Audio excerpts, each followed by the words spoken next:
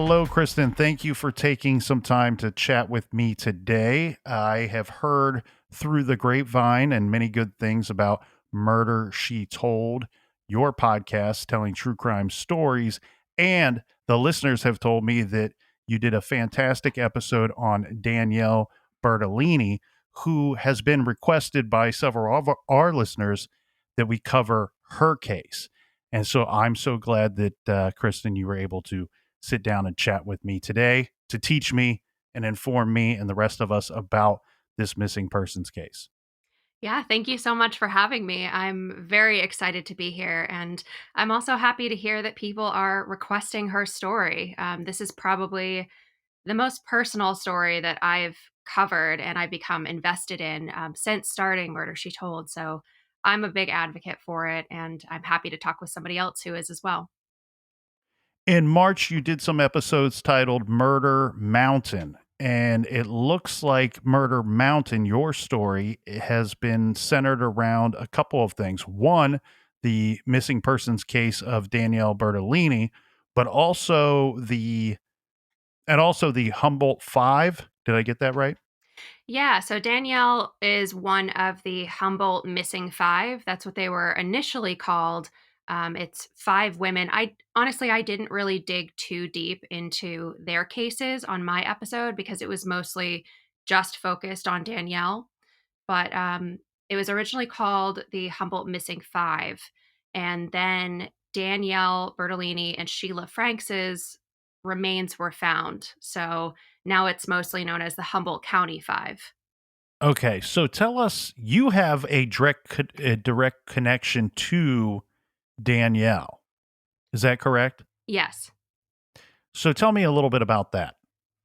So Danielle Bertolini was a childhood friend of mine. She grew up in central Maine, and I remember her as just really spunky and friendly and a little bit of a troublemaker, but in the best way. And I know that her mother would agree with me on that. And I remember when she first went missing. I'm still Facebook friends with her Facebook profile and with her mother. And I've started following this case, but I felt like there wasn't much that I could do. Like I was in school at the time. And then when I started Murder She Told, this was a case that has kind of like sat in my heart for a while. And I knew that I wanted to give it the platform to be told in the way it should be told, which is through her mother and without any polishing.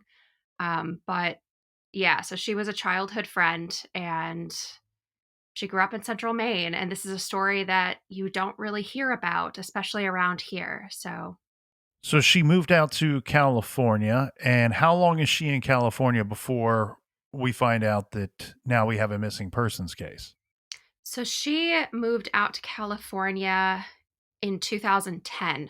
So she was there Mhm. for a couple of years. And I actually didn't know this because, the media only skims the surface.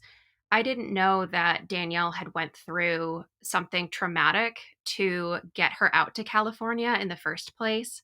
Um, Billy Joe talks about this in detail, and a trigger warning for anyone listening that has ever lost a child.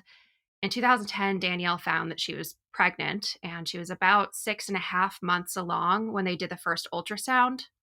And it was a boy, and she wanted to name him Xavier David, but the outlook on it wasn't good. Xavier had Edwards syndrome, which is a rare condition and it causes developmental delays and it gives him an extra 18th chromosome. I think I got that right. And Billy Joe also told me that he had a tumor on his brain and his kidney. So the outlook was not great. Danielle was 20 years old, and the doctor basically said that the baby wasn't going to make it to full term. And he advised her to have a late term abortion, but she didn't want to have that. She wanted to try and see if she could make this